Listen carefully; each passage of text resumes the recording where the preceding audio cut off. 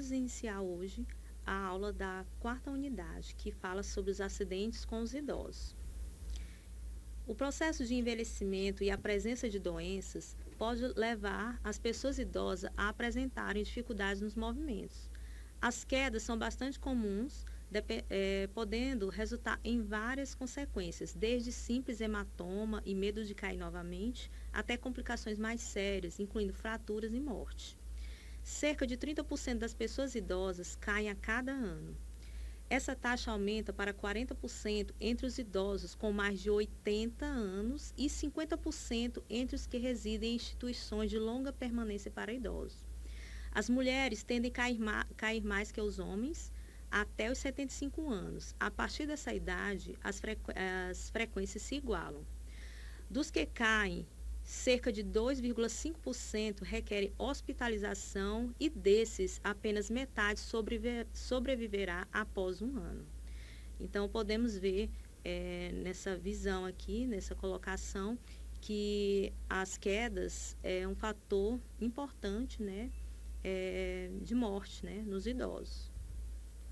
É importante ressaltar que muitos indivíduos idosos, após uma queda, mesmo aqueles que não sofreram agravos, grandes danos, começam a ter sua mobilidade diminuída pelo medo de nova queda, passando então a apresentar outros problemas sérios em função desse comportamento. Por exemplo, restrição da mobilidade, ele evitará a ser mais ativo, caminhar, deambular, ter a sua independência, com medo de cair. Superproteção dos familiares. Os familiares, devido à queda anterior, evitará que ele faça atividades comuns de vida diária. O isolamento social, né? Como ele não vai ter uma vida social, vai evitar sair, se socializar, né? Pode apresentar depressão e outros problemas. Então, queda pode ser definida como um evento descrito pela vítima ou uma testemunha, em que a pessoa inadvertidamente vai ter ao solo ou outro local em nível mais baixo que o anteriormente ocupado, com ou sem perda da consciência ou lesão. Estão associados a elevados índices de morbimortalidade, redução da capacidade funcional e institucionalização precoce. O ambiente residencial pode aumentar o risco de quedas e deve ser incluído na programação de avaliação da pessoa idosa. Então, ao se avaliar a pessoa idosa, né, o estado de saúde, a qualidade de vida, deve-se adentrar ao ambiente, né, a sua residência, para calcular o risco que ela pode ter de queda. Presença de escadas, ausência de diferenciação de degraus ou corrimãos, iluminação inadequada, tapetes soltos, obstáculos no local de circulação são alguns dos riscos comuns, né, observados. Então, a queda representa um grande problema para as pessoas idosas, dadas as suas consequências. É possível minimizar a possibilidade de quedas em pessoas idosas quando se conhece os principais fatores, né, que causam essas quedas e, dessa forma, preveni-las. Então, as causas mais comuns são relacionadas ao ambiente em que a pessoa vive ou circula, né, com a presença de obstáculos, desníveis, né, do solo, do chão, buracos, fraqueza e distúrbio, né, de equilíbrio, né, e marcha, ou seja, a pessoa que apresenta tontura, dificuldade para ficar em pé, caminhar, ela está em mais risco, né? Tontura, vertigem, alteração postural, hipotensão ortostática, lesão do sistema nervoso central, ou seja, uma pessoa que tem sequela de derrame, por exemplo, de AVC, a síncope e redução da visão, são algumas, né, das causas mais comuns de queda. Então, os fatores de risco, né, podem ser divididos em intrínsecos e extrínsecos. Então, fatores intrínsecos decorrem das alterações fisiológicas relacionadas com o avançar da idade, da presença de doenças, de fatores psicológicos e de reações adversas de medicações em uso. Então, podemos citar alterações cognitivas, onde a pessoa ela tem dificuldade de raciocínio ou lentidão nas suas respostas ao meio ambiente. Doença de Parkinson, onde a pessoa apresenta dificuldade em realizar algumas atividades devido à força motora diminuída, certo? Polifarmácia, a pessoa idosa, geralmente, ela utiliza, ela usa, né, vários medicamentos, né, para vários tipos de morbidade, doenças. Então, é uma complicação porque ela pode, devido às suas alterações neurológicas, né, se confundir no uso, né, por exemplo, dessas medicações, deixando de tomar alguns medicamentos ou tomando medicamentos repetitivamente porque esqueceu, acha que esqueceu e toma novamente. Isso pode levar à gravidade, né, das suas patologias e o risco maior de quedas. Uso de sedativos, hipnóticos e ansiolíticos que causam sonolência na pessoa e aumenta também, né, pode aumentar o risco de quedas. O idoso com mais de 80 anos, o sexo feminino, como vimos nas estatísticas, né, tem mais risco de queda. Imobilidade, a pessoa que está acamada, está imóvel por muito tempo, ao tentar se mobilizar, ela pode ter a queda, né, por conta da sua resistência que está diminuída, da fraqueza muscular.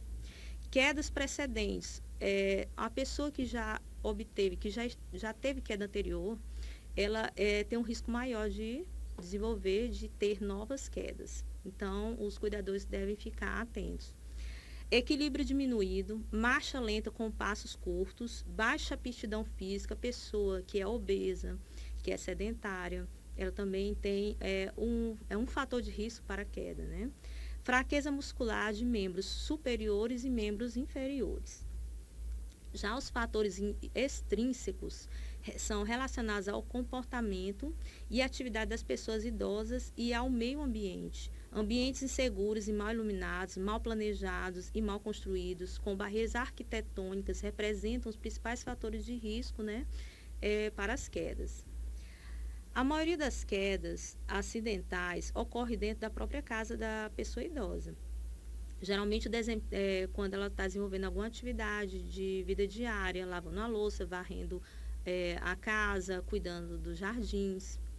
A influência dos fatores ambientais no risco de quedas associa ao estado funcional e mobilidade da pessoa idosa.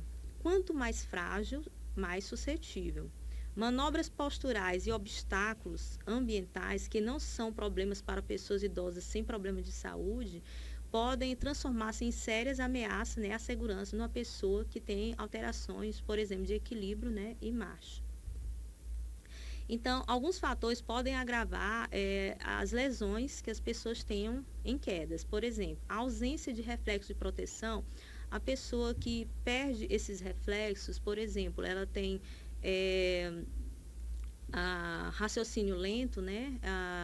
Ela pode, no ato de cair, ela não tem a rapidez de se segurar e se apoiar nas paredes, né? É um fator que pode complicar.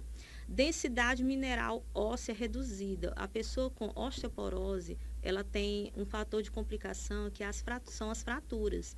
Então, a pessoa com osteoporose, ela tem a tendência a ter mais fraturas. Desnutrição também, porque a desnutrição, a pessoa que tem uma queda, que tem uma lesão e está desnutrida, ela vai ter um período de recuperação mais prolongado, que pode se complicar. Idade avançada também, resistência e rigidez da superfície sobre a qual se cai. É diferente a pessoa cair no chão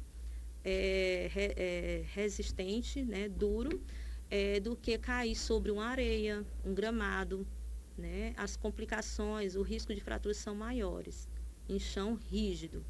Dificuldade para levantar após a queda também. Às vezes o idoso, principalmente os que moram sozinhos, residem num domicílio só, às vezes eles têm uma queda e com a dificuldade de se levantar, às vezes eles são encontrados no dia seguinte. E aí as complicações decorrentes da queda podem ter se agravado em pouco tempo. Quedas com impacto direto sobre o quadril e punho têm maior probabilidade de resultar em fraturas, devido ao peso do corpo ao se apoiar nessas articulações. Instabilidade postural e quedas são importantes marcadores de diminuição da capacidade funcional e fragilidade em pessoas idosas. Por esta razão, a referência da ocorrência de queda sempre deve ser valorizada. Então, a avaliação de queda é importante e visa identificar a causa que levou à queda e tratá-la, reconhecer os fatores de risco, né, para prevenir futuros eventos, implementação de intervenções adequadas. A avaliação da queda envolve aspectos biológicos, físico-funcionais, cognitivos e psicossociais. Devem ser levantados dados relacionados ao contexto e mecanismo da queda, como ocorreu essa queda. A pessoa estava sozinha na casa, ela tomou seus medicamentos corretamente, deixou de tomá-los, esqueceu, ela ficou tonta antes, desmaiou e depois veio ter a queda. Também as condições clínicas da pessoa idosa, considerando as doenças crônicas, agudas e agudas presentes.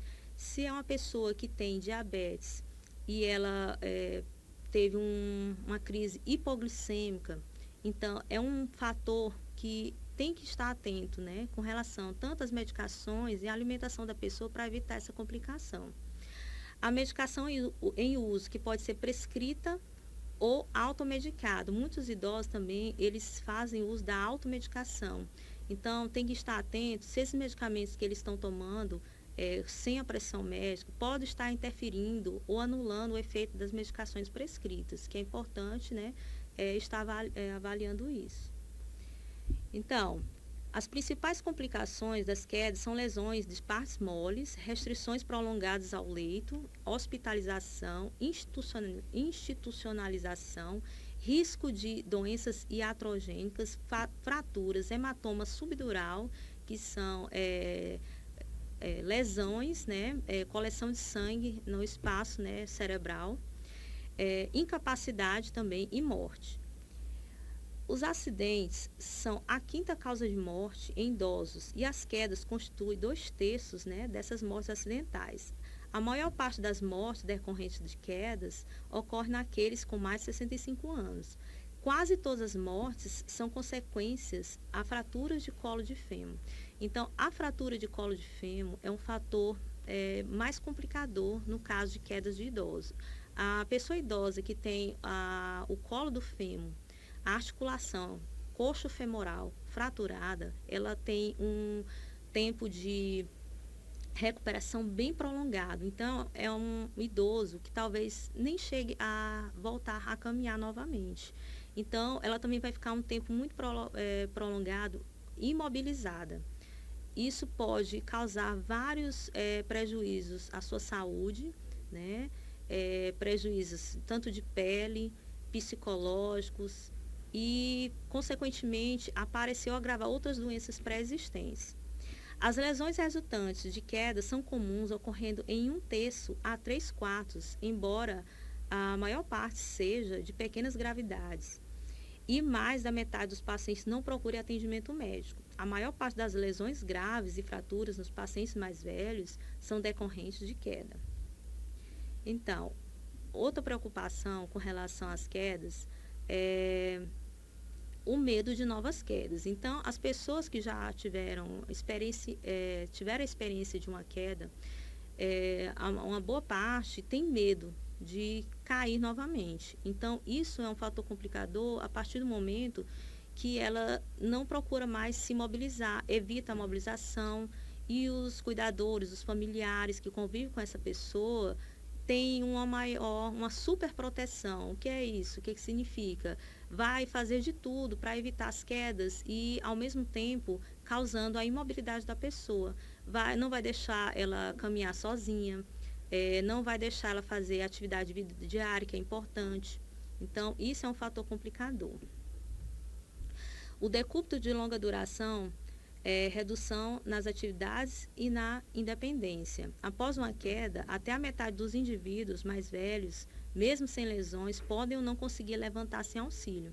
Esses indivíduos estão mais propensos à desidratação, pneumonia, úlcera de decúbito. Por quê? Porque eles vão estar mais tempo acamados. Ocorre risco de morte, perda da independência e institucionalização. Então, a institucionalização é uma consequência devido aos cuidados intensos que as pessoas, os familiares, os cuidadores terão que ter com essa pessoa. E, às vezes, por fatores particulares, né, as pessoas não têm condição, né, de ter esse cuidado intensivo e acaba colocando seus idosos, né, em ambientes de institucionalização, lares para idosos, asilos. Então, medidas práticas para minimizar as quedas e sua consequência, entre outras pessoas idosas, pode citar a educação para autocuidado, certo? Utilização de dispositivos de auxílio à marcha. Então, a pessoa com restrição, ela pode se utilizar de alguns dispositivos, como bengalas, né? Algum dispositivo em que ela se apoie para ajudar, né, na deambulação, o ato de caminhar. Utilização criteriosa de mecanismos de medicamentos, evitando-se, em especial, as que podem causar hipotensão postural, porque, como já vimos anteriormente, a hipotensão causa tonturas, causa baixa, com certeza, diminui a pressão arterial, né, e pode causar até desmaios. A adaptação do meio ambiente também é importante, tanto da residência própria do idoso, como dos ambientes públicos. Então, a adaptação ambiental está relacionada com as mudanças no meio ambiente ou no espaço físico que facilite a acessibilidade e a mobilidade de pessoas que têm algum tipo de dificuldade física, comportamental ou sensorial, dificuldade de visão, audição. Sabe-se que alguns idosos não adaptam aos seus espaços por menosprezar riscos, por se preocuparem com a aparência estética, né, do local, e por desconhecerem como as adaptações ambientais podem tornar suas vidas, né, mais fáceis. De fato, geralmente os idosos preferem mudar seu comportamento em vez de mudar o ambiente. Um tipo de compensação é a aceitação de ajuda de outra pessoa, né, no ato de vestir-se, de ajudar na alimentação, ou mesmo na aquisição de equipamentos de autoajuda. Muitas pessoas muitas vezes essa situação é fortemente estimulada pelos familiares que não aceitam modificações que substituam o trabalho dos cuidadores, é a superproteção. Muitos idosos que vivem em residências para moradores independentes expressam medo de que, quando ficarem limitados, serão transferidos para casas asilares. Com isso, eles tendem a se isolar e a esconder suas dificuldades, né, muitas vezes de maneira a competir com o tratamento precoce ou a prevenção de anomalias físico-funcionais. Então, é importante observar essa atividade dele, né, essa preocupação dele, porque para eles evitarem, né, a sua institucionalização no asilo, eles escondem e acaba diminuindo as suas atividades físicas para que as pessoas não percebam que eles têm tontura, né, que podem cair, né? Existe consenso sobre a necessidade de considerar características individuais ao planejar ambientes e de realizar avaliações multidimensionais sobre a qualidade de vida, levando em conta os critérios intrapessoais e socionormativos que determinam as expectativas, desempenho e de interação do indivíduo com o ambiente. Encerramos aqui a aula de hoje e obrigada.